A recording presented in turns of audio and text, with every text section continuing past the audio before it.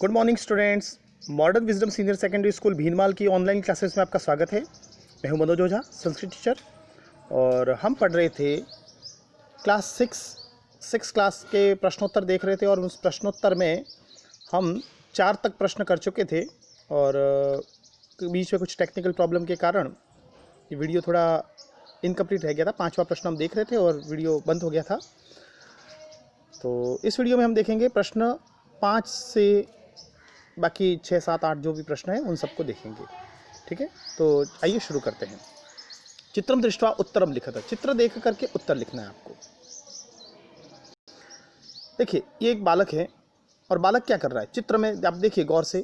बालक के हाथ में एक पुस्तक है और पुस्तक है तो बिल्कुल वो पढ़ रहा होगा। आपकी तरह होनहार विद्यार्थी हैं तो बिल्कुल ये पढ़ रहा होगा। तो यहाँ देखिए एक प्रश्न पूछा गया है, बालक किम करोति, बालक क्या कर रहा है। तो हमारा जवाब होगा बालक पढ़ रहा है। तो बालक एक बालक है तो हमने कहा एक के लिए हम क्या कहेंगे, बालक। 2 होते तो बालको और 3 या 3 से ज़्यादा होते तो बालकाः। तो बालक और ये एक वचन आया है तो क्रिया भी एक वचन की आएगी, पठ धातु। पठ धातु से क्या बनेगा, पठति, पठतः, पठन्ति। अब ये एक वचन है तो ये भी क्रिया भी एक वचन की ही आएगी, तो बालकः पठति। ठीक है, तो इसी प्रकार से हमें दूसरे भी करने हैं।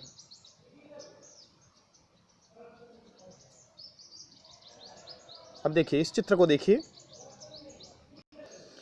अश्वौ किम कुरुतः, अश्वौ, कितने अश्व की बात हो रही है। सबसे पहले तो अगर हम चित्र को देखें तो हमें यहाँ दिख रहा है कि यहाँ 2 अश्व हैं, 2 घोड़े हैं। और अगर चित्र नहीं भी होता तो भी हम यहाँ से पहचान लेते। अश्वौ, अश्वौ से क्या तात्पर्य है, 2 घोड़े। कितने घोड़े, 2। अश्वः यानी एक घोड़ा, अश्वौ यानी 2 घोड़े, और अश्वः यानी 3 या 3 से अधिक घोड़े। तो अश्वः, अश्वौ, अश्वौ कहते ही हमें पता चल गया कि यहाँ 2 घोड़ों की बात हो रही है। तो अश्वौ, अश्वौ, और क्या कर रहे हैं, ये दौड़ रहे हैं। देखिए दौड़ने की मुद्रा में है। ठीक है, तो अश्वौ धावती, धावतः।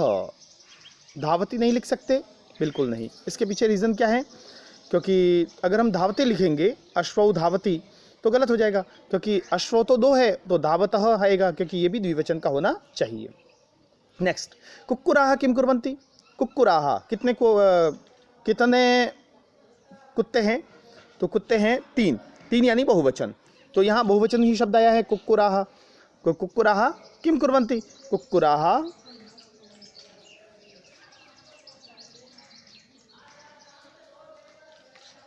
कुक्कुराः अब क्या कर रहे हैं, कुत्ते भौंकने का काम करते हैं। और देखो मुंह ऊपर है, ये भौंक ही रहे हैं। तो बुक्कन्ति, बहुवचन आ गया बुक्कन्ति। और फिर खड़ी पाई, यहाँ भी ऊपर भी खड़ी पाई कर देना। कुक्कुराः बुक्कन्ति, कुत्ते क्या कर रहे हैं, कुत्ते भौंक रहे हैं। अगला,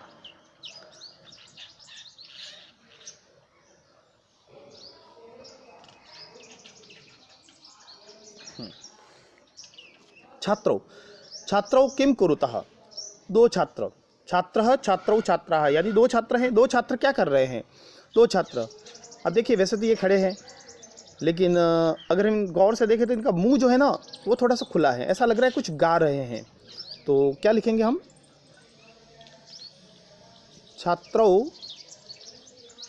गई धातु से बनेगा गायति, गायतः, गायन्ति। तो छात्रौ,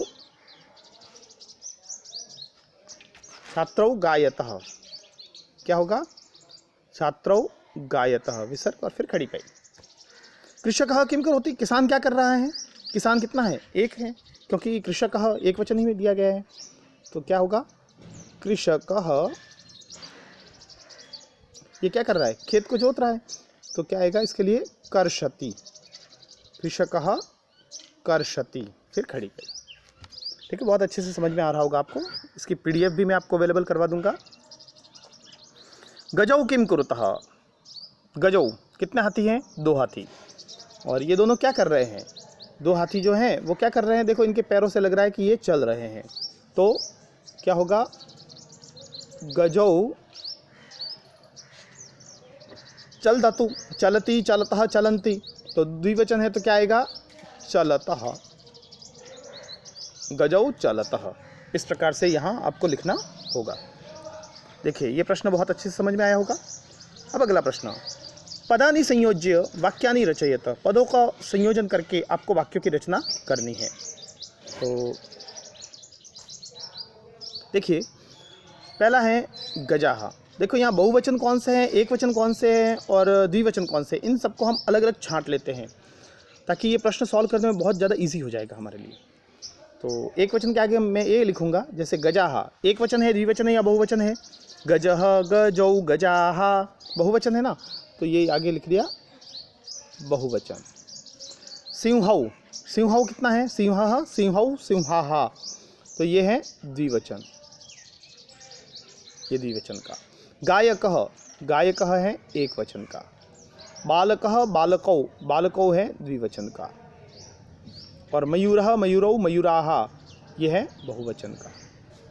देखो इस तरफ हमें पता चल गया, पहला बहुवचन, दूसरा द्विवचन, तीसरा एक वचन, फिर द्विवचन और फिर लास्ट में बहुवचन का है। नृत्यन्ति ये है बहुवचन का। गायति एक वचन का। पठतः द्विवचन का। चलन्ति बहुवचन का और गर्जतः द्विवचन का। अब देखिए सबसे पहले तो इस बात को हमें ध्यान में रखना है कि एक वचन का कर्ता तो क्रिया भी एक वचन की होगी।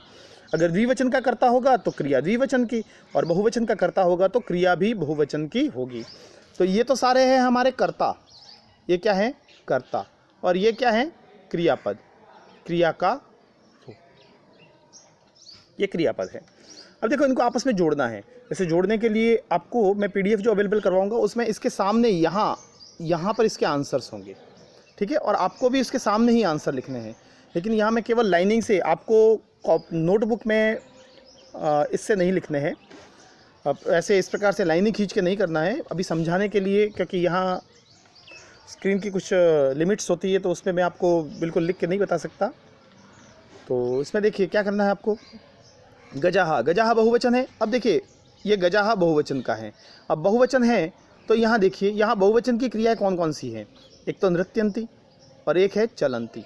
अब हाथी जो है वो नाचता है या चलता है, हाथी चलता है, ठीक है, नाच भी सकता है, लेकिन यहाँ बहुवचन का एक और है मयूराहा, मयूराहा ये भी बहुवचन का है।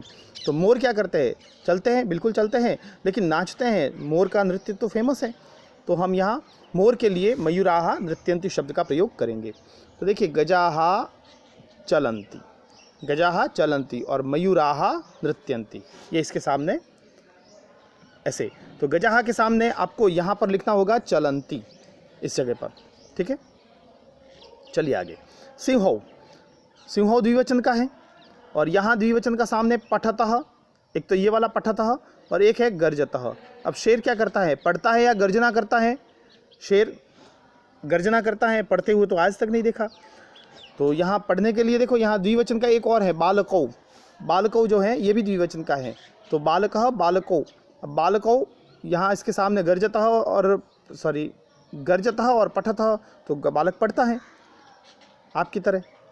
तो सिंहौ गर्जतः ये इसका आंसर होगा, और बालकौ पठतः, बालकौ पठतः। अब लास्ट में क्या रहा, गायकः, गायक क्या करता है, गायक गाना गाता है, गाने का काम करता है। तो गायकः गायति, गायकः गायति। ये प्रश्न भी आपको अच्छे से समझ में आया होगा। अगला प्रश्न,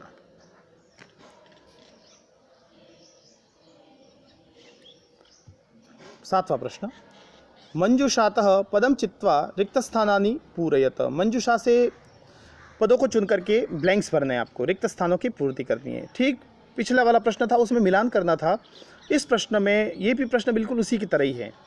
अब देखिए लॉजिक से करना है, जो लॉजिक मैं आपको समझा चुका हूँ वही लॉजिक काम आएगा जो पीछे हमने काम में लिया था। देखिए मयूराहा, मयूराहा क्या है, एक वचन, द्विवचन या बहुवचन, ये है बहुवचन का। तो देखिए मयूराहा, अब बहुवचन में ऊपर वह जो हेल्प बॉक्स है, नृत्यंती, गर्जतः, धावती, चलतः, फलंती, खादंती, ये जो हैं इसमें आप देखिए कि कौन सा ऐसा शब्द है जो बहुवचन का है। तो देखिए मयूराहा ये बहुवचन का है, तो इसके साथ में क्रिया जो लगेगी वो बहुवचन की ही लगेगी, किसी भी सूरत में द्विवचन या एक वचन की नहीं लग सकती, ठीक है। तो बहुवचन की क्रिया देखते हैं कौन कौन सी हो सकती है। एक तो है नृत्यंती, ये बहुवचन की है, और उसके बाद में फलंती, ये बहुवचन की है। अब मोर क्या करते हैं, नाचते हैं या फलते हैं? मोर नाचते हैं। तो पहली ब्लैंक में क्या आएगा, नृत्यंती, मयूराः नृत्यंती। ठीक है। दूसरी ब्लैंक, सिंहौ, शेर जो है, सिंहौ एक वचन, द्विवचन, बहुवचन। सिंहौ द्विवचन है, सिंहः, सिंहौ, सिंहाः।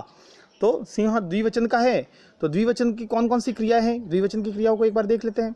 एक तो है गर्जतः, एक है चलतः। शेर गर्जना करता है या चलता है? तो ऑफिशियली शेर ही गर्जना करता है, बाकी तो कोई गर्जना करता नहीं है। तो सिंहौ गर्जतः। आप कहेंगे सर चलतः नहीं आ सकता, चलतः भी आ सकता है, लेकिन हो सकता है चलतः किसी और क्रिया के लिए होगा, कोई किसी और कर्ता के लिए होगा। जैसे देखते हैं आगे, गजौ, गजौ द्विवचन का है ये भी। अब द्विवचन के अभी में हमने देखे थे गर्जतः और चलतः, दो ही क्रियाएं थी। अब बताइए कि शेर गर्जना करता है, क्या हाथी गर्जना करते हैं क्या? बिल्कुल गर्जना नहीं करते। हाथी जो है उनका बोलना गर्जना करना नहीं कहलाता। तो हाथी क्या करता है, चलतः। और वैसे भी हाथी जो है वो अपनी मस्तानी चाल से झूलते झूलते चलता है ना, वो बहुत फेमस है। अगला, वानरः, वानर एक वचन का है, वानरः। अब वानर क्या करता है, बंदर क्या करता है? धावती, खादती।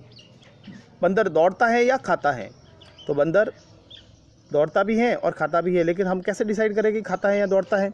तो यहाँ देखिए, अश्वः, घोड़ा, ये भी एक वचन का है, अश्वः भी एक वचन का है। तो अश्वः किम करोति, अश्वः धावती, अश्वः धावती या अश्वः खादती।